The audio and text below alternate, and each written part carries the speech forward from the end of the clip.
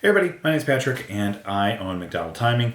This is the brand new IdentiLynx HRS. We're going to unbox it, we're going to do some initial impressions, and then a review.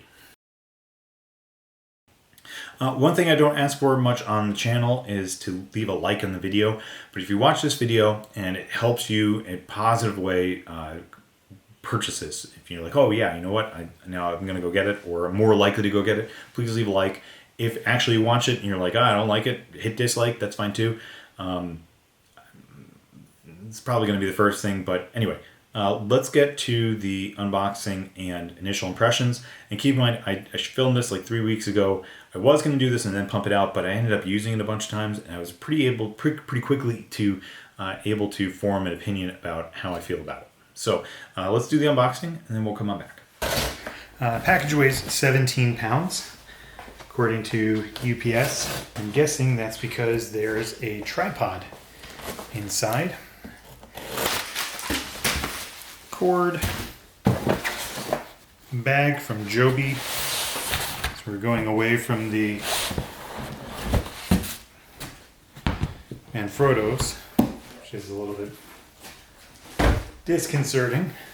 And then a very nice vault box by Pelican with a Lynx logo. And here it is, with an interesting kind of case design. First of all, this should be an Ethercon cable, unshielded, not particularly good or bad. Another Lynx drive with software on it, a purple branded Ethernet cable, purple Ethernet cable, and then an unbelievably chunky,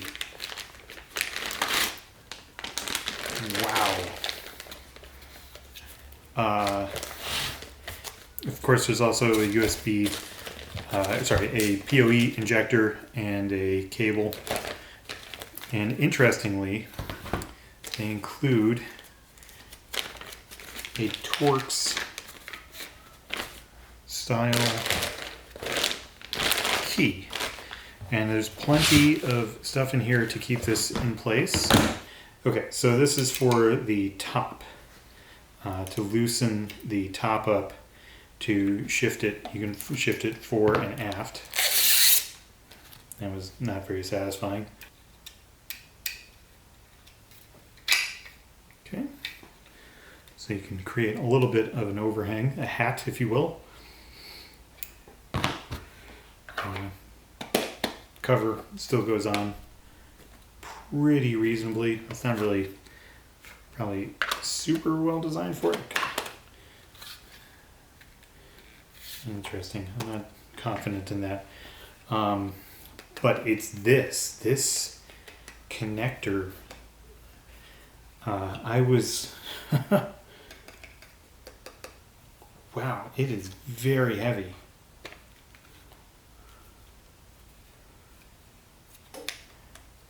Ethercon is the only thing that you have on the back over here.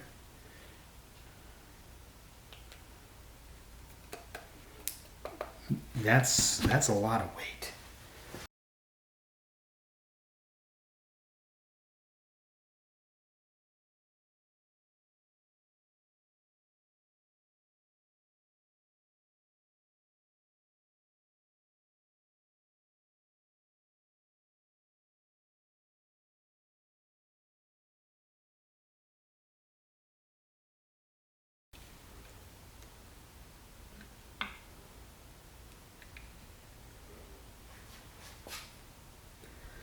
Okay, so interesting.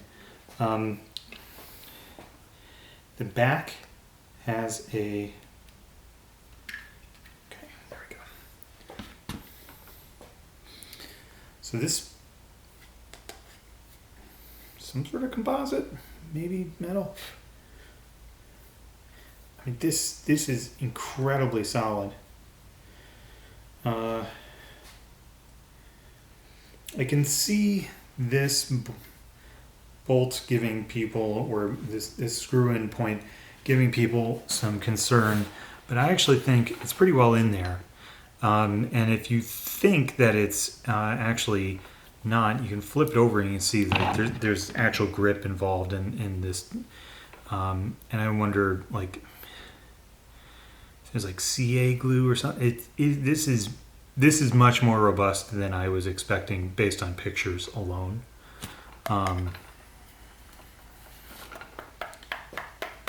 This gotta be milled.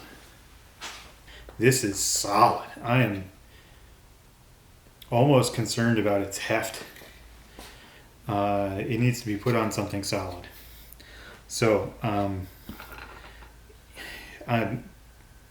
and the O-ring on here, like there's going to be, I can see the O-ring contact level. So the idea of water intrusion, like this camera was supposed to be IPv67. I think they maintained it with this whole assembly. I am more than impressed.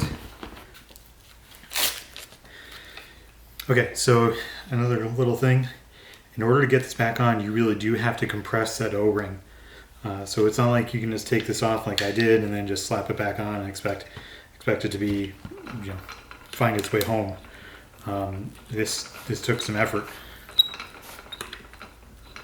This is much chunkier than I was expecting by a long way.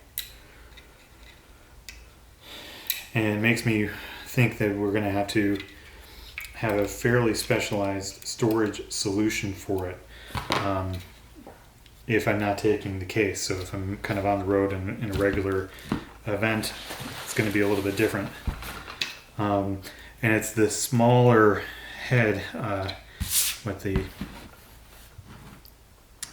smaller 1/4 inch drive mechanism on there. But I have another one that's a Manfrotto. I just kind of prefer it. This has a strange little head on it. I'm not a fan. This will probably go into service shooting videos like this. So, yeah, I mean, $24.95, I think, whatever. I will be replacing this as soon as possible.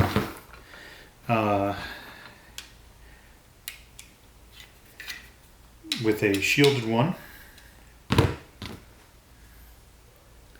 This appears to just be roughly the correct size. I think it's okay. It's not going to hurt to have it on, certainly. Okay, so structure from here is kind of difficult because it's a little bit of a snaking mechanism. First of all, this, I believe the way that it's being held on, I believe it's aluminum or cast or milled, both bead blasted. This nut, I've read people have been concerned about it. It's a captive nut, but on the other side there's a plate. So when you actually screw in your plate to it, it's pulling down. I'm not worried about this coming loose at all. This thing is a chunk. As I said, it's nearly 1.3 kilograms. It's super heavy. Like it would hurt somebody if it fell on them. I'm not going to test dropping it because the drop in it, because it's so heavy, I'm worried about dropping it. But the interesting thing is that it's actually probably the same lens or very close to the same lens as was on the previous generation. And the truth is, I was really looking forward to the death of the previous generation. Not initially. Initially, I was really hopeful for it. But eventually it became clear that it just wasn't quite great. And the reason why is that Lynx doesn't make any of these IdentiLynxes. In my opinion, they don't make any of these. These are made by a company called Vicon. It's a security camera company. They make several, they make a whole bunch of them. And sometimes that's a good thing, but ultimately Lynx can't control the quality of the product. And I'm not sure if Vicon sees these products being used in such a way, because I think they're getting more abuse. The typical thing that's going to happen to this camera if you buy it from Vicon is, first of all, there's a thing where you mount it on the wall and you set up. You're going mount it on a wall, and that's it. You'll be done. You're going to walk away. You're going to plug it in. You're going to walk away and be done with it forever, or for years. And so it's just going to run and run and run and run, but you're not going to move it around. Moving it around kind of changes how these things kind of all interact. They got to be a little bit more robust, which surprisingly, this thing feels super robust. I'm really amazed by it. But when it comes to this guy, I think this thing was so delicate. And this is honestly an indoor camera. First of all, it's got no IP, rating as far as I can tell. And I mean, the back of it just has water intrusion points written all over it. And so it's just, obviously the size of it kind of tells a story. This thing's robust. This is not. Honestly too, this thing broke on me within 3 weeks. I had the IR shield thing go down and had to go into, I was just like, man. And actually now finally this thing has given up in another way. I need a new sensor for this. The sensor on this thing is bad. It no longer registers red, so everything looks really, really washed out. I love this camera in theory, and in practice, I'm not a fan. So when I, have a big event, I'm typically going back to this camera, which is just a little bit more finicky because, it's got a manual lens on all aspects of it. So just having like the auto iris on this thing was nice and important. But that said, if it knocks over and it breaks the lens, and this camera's been knocked over and the lens has been broken off, I go on eBay and buy another one for $20. With this guy, I am going to have to be a lot more careful about where I deploy it and how I deploy it so that it doesn't get knocked over, because I'm worried that I'm not worried the camera might get hurt. I'm worried that it might hurt somebody in the process of it getting knocked over. That's how heavy this thing is. But the biggest thing, the most important thing that I need this camera to be more like this one about rather than this one is nighttime. The night performance of this smaller, the last generation IXR or whatever, awful. Just like you can trick it into doing things well if you put it right by the track, right up in front of, but it's just not that good. The nighttime performance of this one is much, much, much better. So far in my testing, I'm really impressed and happy with how this is going to be at night. So this is Patrick from editing. I realized that I have images of the camera doing a low light test that I didn't initially include in my talk and everything. So on screen next, you're going to see the new IdentiLynx on one side and the old IdentiLynx on the other.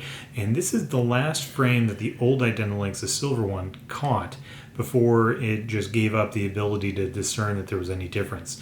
And I'm not exactly sure why. The iris was wide open.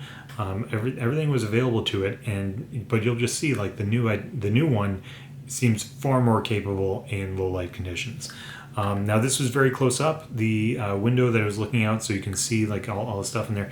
That it's only about 1.5 meters away from the both of the cameras, but I think that the new sensor, I mean, it's 8 years newer. It makes sense that it would be 8 years better, or I mean, it's probably 6 or 7 anyway.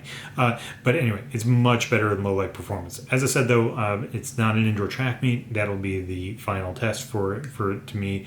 But I just wanted to include that shot. Now I haven't deployed it in the most difficult situation that I have to deal with, which is probably a couple of the high school facilities that have like a guy with a couple of flashlights up in the air holding him down on the track. But I'm hopeful, and then also indoors. So the first indoor meet I'm doing is December. I'm really, really looking forward to trying this out at that indoor meet. All of that said, there's one drawback that I have found and concluded, and somebody has pointed this out on Timer Stock, is that this thing doesn't zoom. Not that well. And so I think it's going to require a recalibration of how you may set up your IdentiLynx. I have typically set these guys up behind the finish line, maybe as much as 25 to 30 feet.